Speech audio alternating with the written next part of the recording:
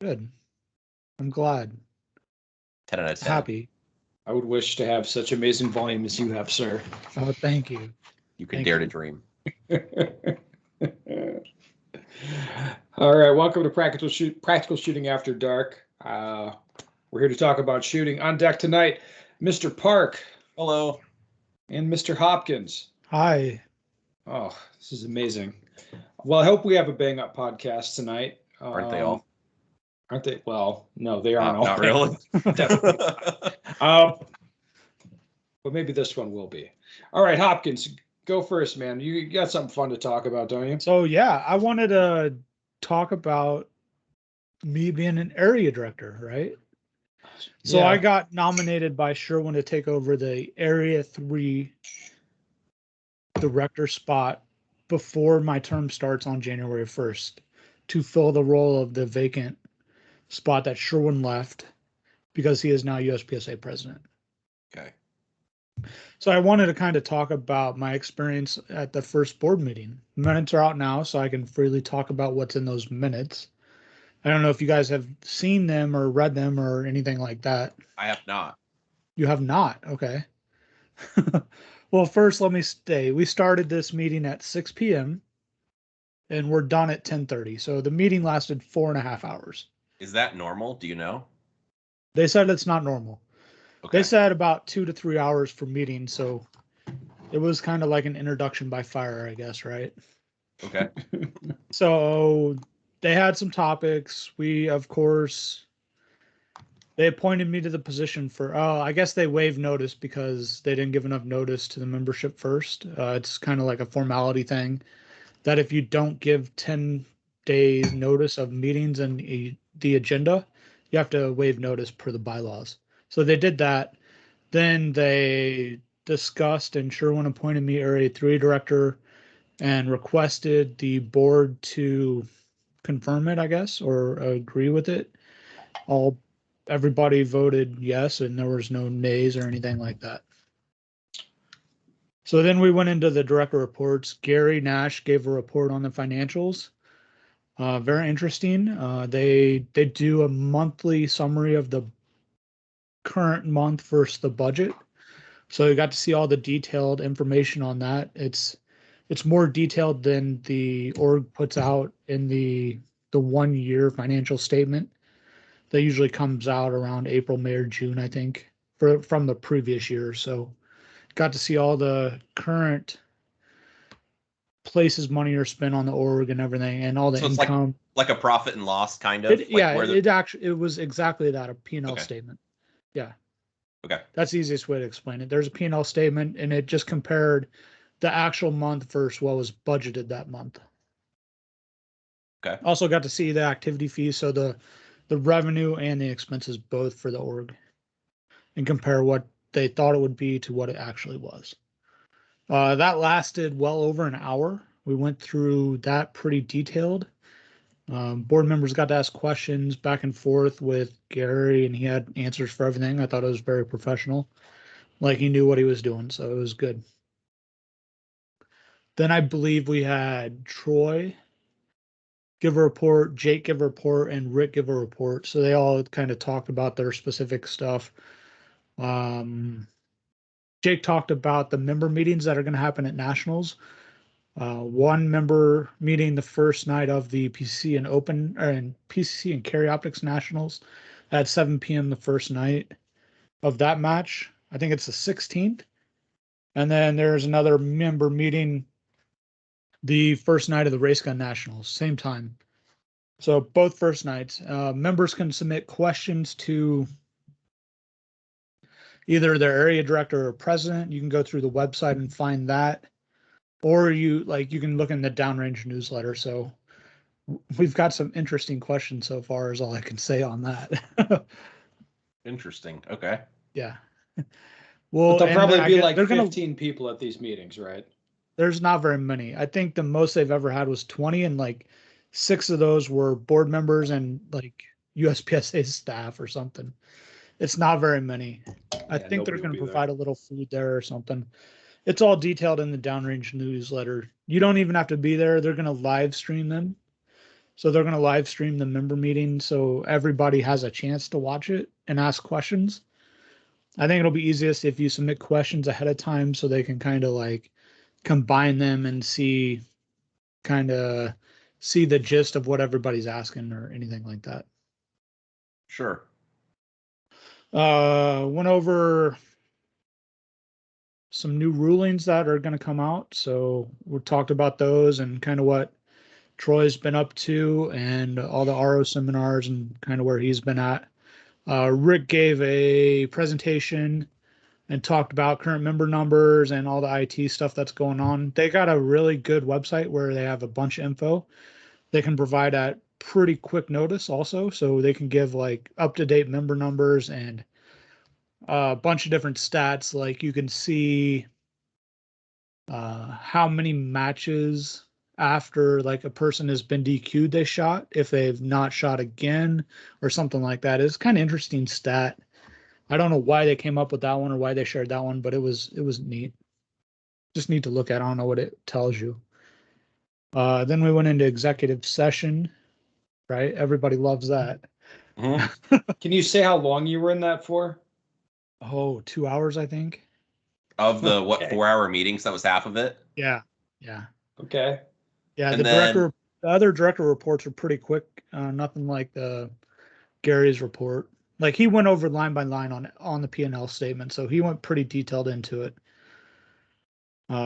Executive session.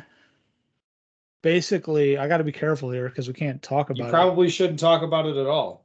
I wouldn't say anything. I do have one question though. So the meeting's 4 hours. Half of it is this executive session, and you can't Yes. say anything about it, and Yeah, it would not well, appear in the meeting in the I minutes. can Is that say correct? exactly what's in the minutes. So we came out of executive session and we got a request to look at member termination or reinstatement. Look at member reinstatement. We did that. There was some other talk about org structure change in there that they outlined in the minutes. So that's free to talk about also. I'm trying to get a refresher here so I don't say anything wrong. Just don't say, you don't have to say anything. No, you don't have to say anything. Don't say anything to get you in trouble. I won't. I mean, they're going to review the bylaws. Board's going to talk about it in the future. Board will put forth additional leadership structural changes with regards to the bylaws. So they're going to review how the org structure looks and everything.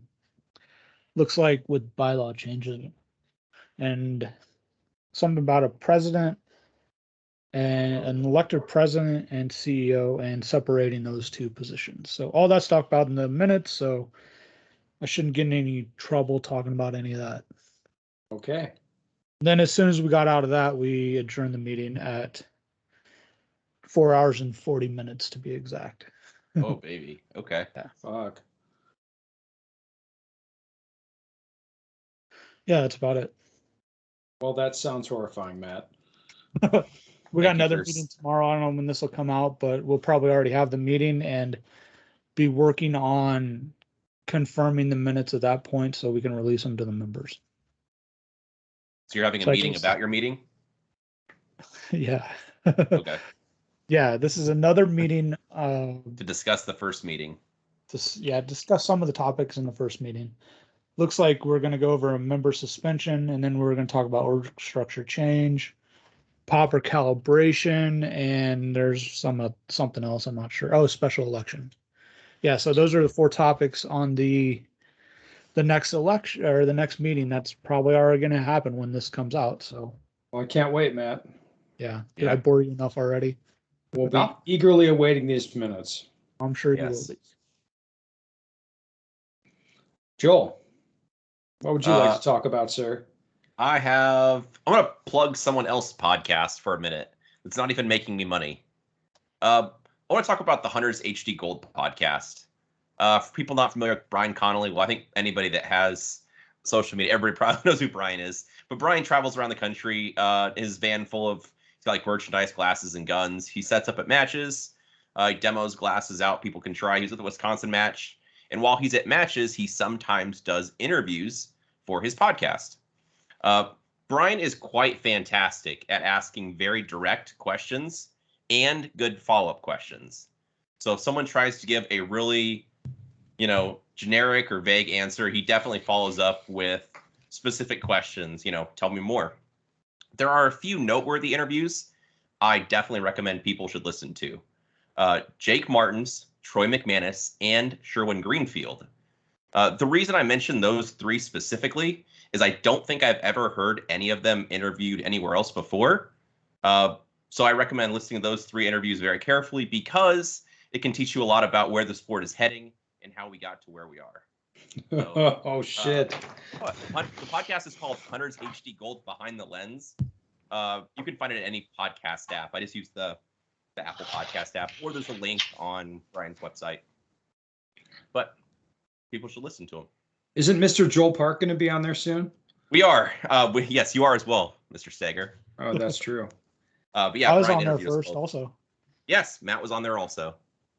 Yeah, not to Look be at unkind, that. Matt. I've heard we've heard Ben interviewed a million times, old news. Matt interviewed old news.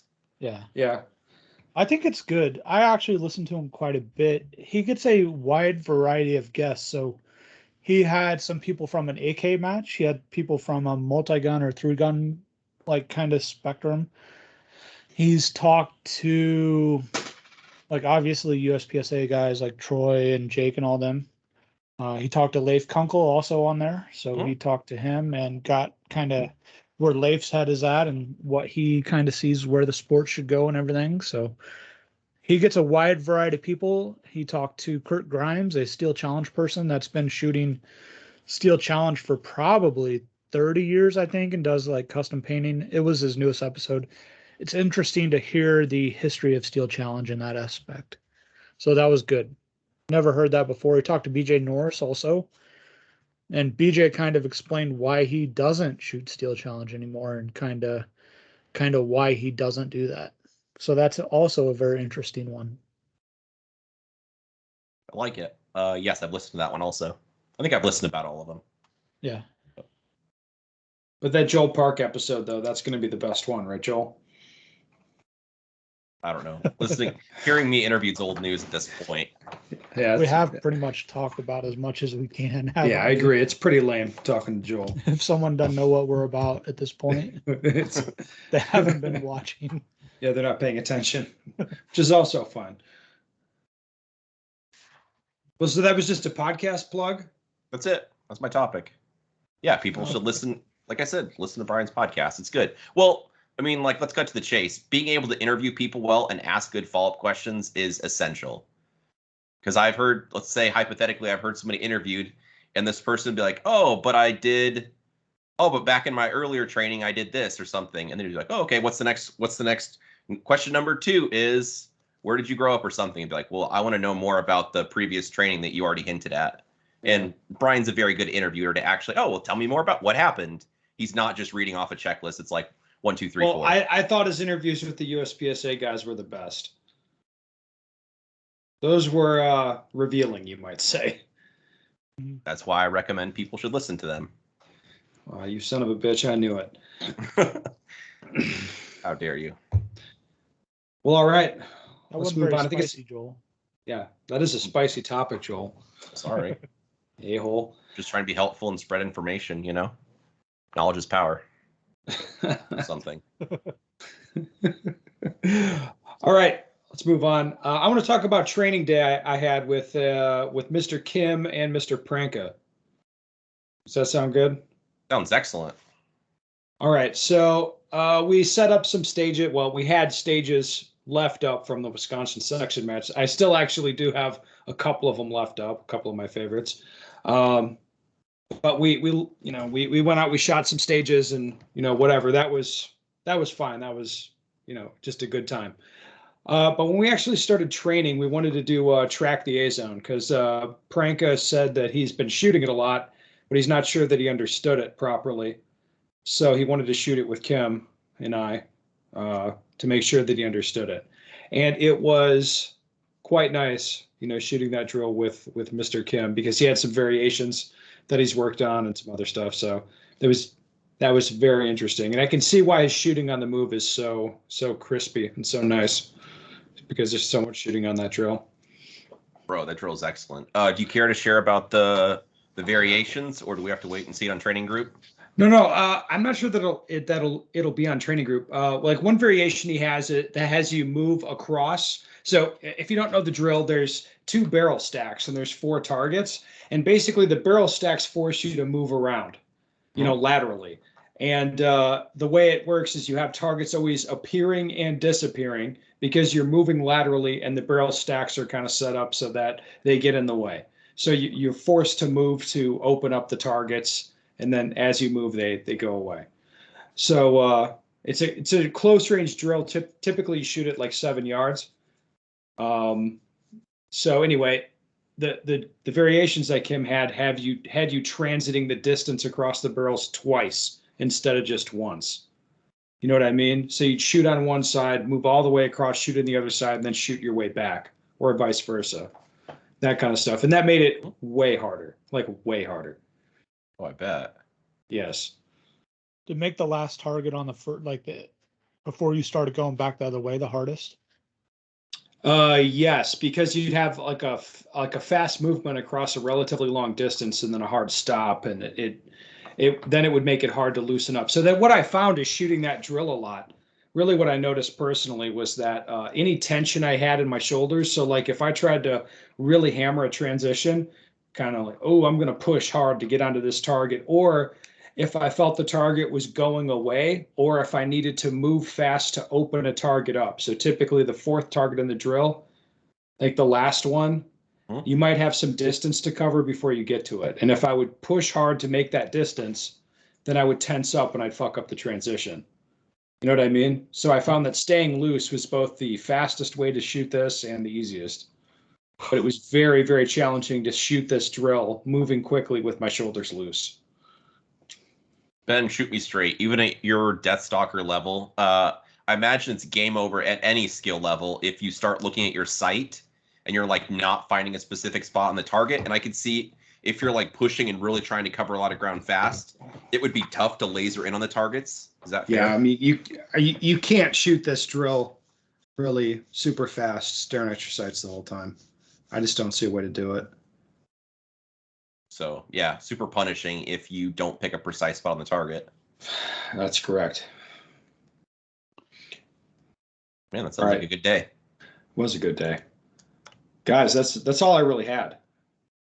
Oh, all right then. Basically, I just wanted to dunk on you guys that I had a fun training day without you. Well, I'm no, jealous. I don't think we have any questions. No, I think we're off the hook on that. Isn't that great? Yeah. But if you do have any questions you'd like the answer to, go to bensticker.com. Send me your questions. We'd love to hear from you. We really would. Should we kill this?